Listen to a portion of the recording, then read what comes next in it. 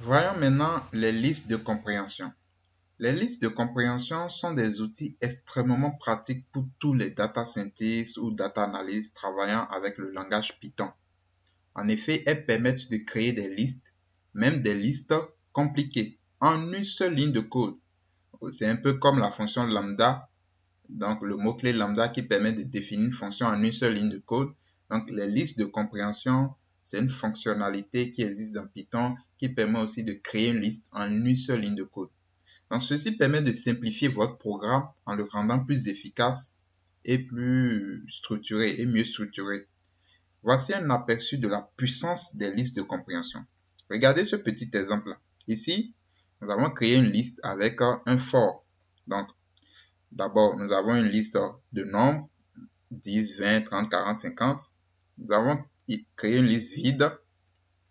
Et ce qu'on veut faire, c'est remplir cette liste vide en faisant à chaque fois un élément de la liste nums là, plus 5.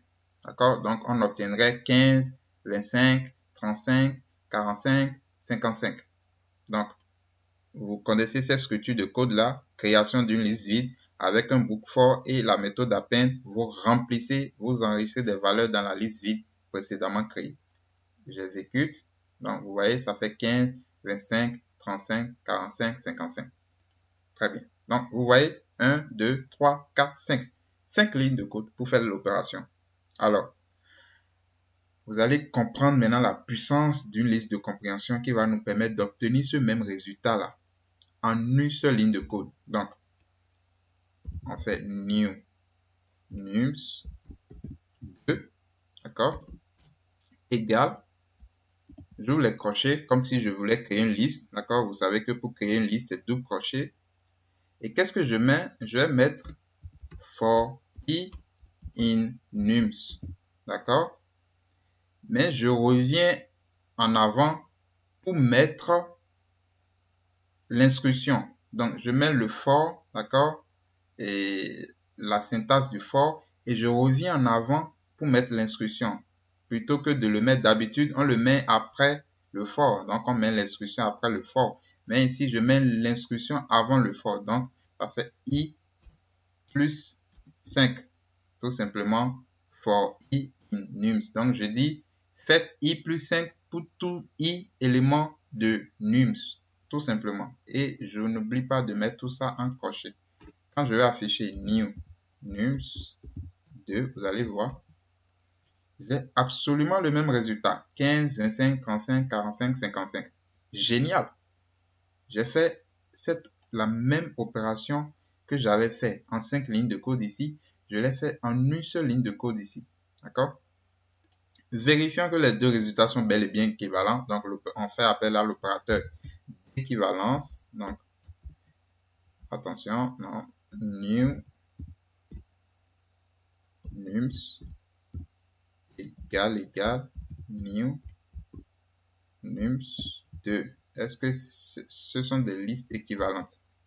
Regardez, ça me met true, donc c'est vrai. Effectivement, c'est des listes équivalentes. Donc, vous voyez la puissance du mot-clé, d'accord, de la liste de compréhension plutôt. Ici, attention, les sites d'application. Passons maintenant les sites d'application. On dit, on donne la liste hôpital, docteur, infirmière, chercheur, médecin, CHU. On dit d'écrire une liste de compréhension qui produit une liste composée du premier caractère de chaque élément de la liste hôpital.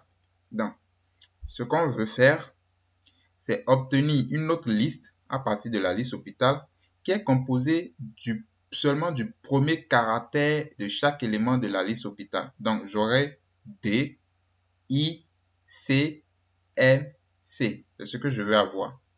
Donc, réfléchissez, écrivez et revenez regarder la correction.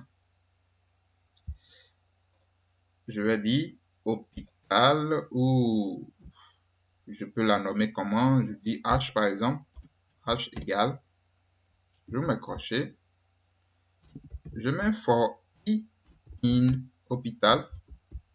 Qu'est-ce qu'il va faire? Moi, je veux le premier élément. D'accord? Donc, si je fais i crochet 0 pour dire premier élément, qu'est-ce qui va s'afficher? il va prendre. Donc, on affiche d'abord, on va voir. Alors, name hospital is not defined. Effectivement, je n'ai pas défini hôpital. Donc, je copie ça. Je colle là. J'exécute. Vous voyez, qu'est-ce qui s'est passé? J'ai dit pour tout élément de hôpital, par exemple, docteur, c'est un élément de hôpital. D'accord? Si je fais i crochet de 0, je demande au code de me faire sortir le premier élément, c'est-à-dire l'élément d'indice 0. D'accord? Dans docteur. Et c'est pareil pour infirmière. Il me sort l'élément d'indice 0 I, il me sort ici l'élément d'indice 0 C, etc. Donc D, I, C, M, C. Donc, une seule ligne de code, j'ai réglé le problème. On dit d'écrire, deuxième exercice d'application, écrivez une liste de compréhension qui produit une liste composée des valeurs au carré des éléments de range 10.